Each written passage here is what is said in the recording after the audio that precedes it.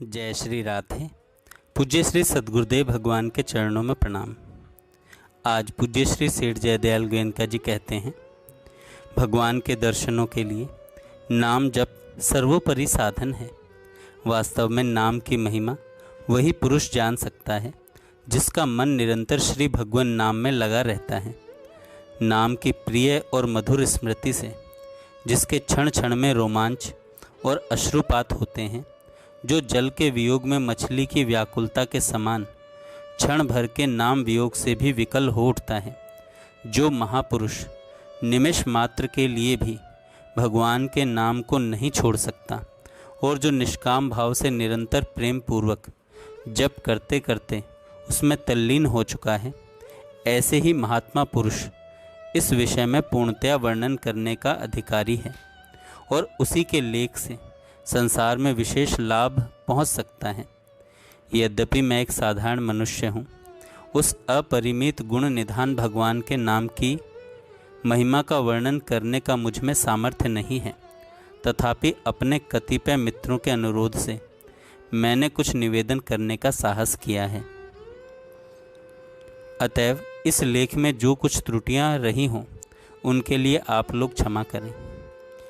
भगवान के नाम की अपार महिमा है। सभी युगों में इसकी महिमा का विस्तार है।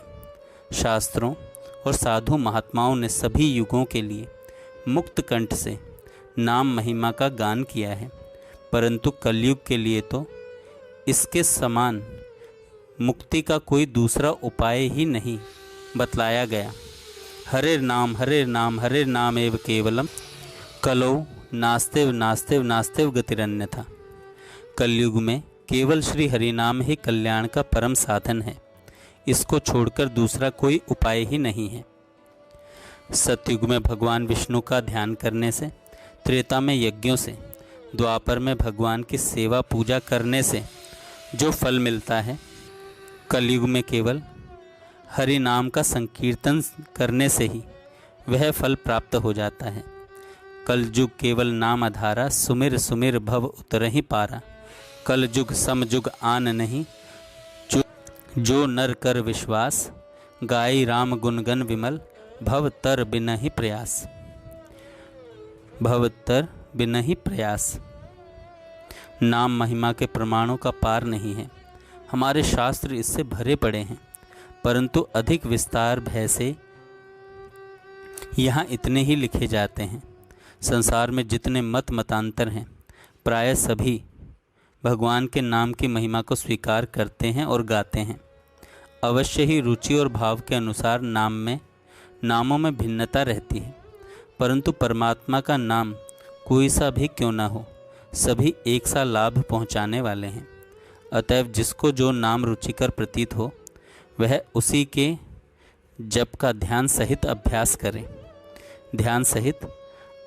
करें। अब प्रश्न आता है, नाम जप किस लिए करना चाहिए? नाम जप किस लिए करना चाहिए? श्रुति के अनुसार कल्प वृक्ष रूप भगवत भजन के प्रताप से जिस वस्तु को मनुष्य चाहता है उसे वही मिल सकती है, परंतु आत्मा का कल्याण चाहने वाले सच्चे प्रेमी भक्त को तो निष्काम भाव से ही भजन करना चाहिए। शास्त्रों में निष्काम प्रेमी भक्त की ही अधिक प्रशंसा की गई है। गीता जी में आता है, भगवान ने कहा है, हे भरतवंशियों में श्रेष्ठ अर्जुन, उत्तम कर्म करने वाले अर्थार्थी, आर्त जिज्ञासु और ज्ञानी अर्थात निष्कामी, ऐसे 4 प्रकार के भक्तजन मुझको भजते हैं। उनमें नित्य मेरे में एक ही भाव से स्थित अनन्य प्रेम भक्ति वाला ज्ञानी भक्त अति उत्तम है, क्योंकि मुझको तत्व से जानने वाले ज्ञानी को मैं अत्यंत प्रिय हूँ और वह ज्ञानी मुझे अत्यंत प्रिय है। इस प्रकार निष्काम प्रेम पूर्वक होने वाले भगवत भजन के प्रभाव को जो मनुष्य जानता है, वह एक क्षण के लिए भी भगवान को नहीं भूलता और भगवान भी उसको नहीं भूलते।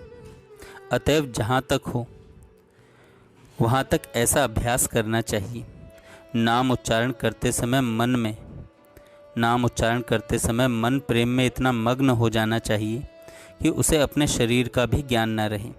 भारी से भारी संकट पड़ने पर भी विशुद्ध प्रेम भक्ति और भगवत साक्षात्कारिता के सिवा अन्य किसी भी सांसारिक वस्तु की कामना, याचना या इच्छा कभी नहीं करनी चाहिए।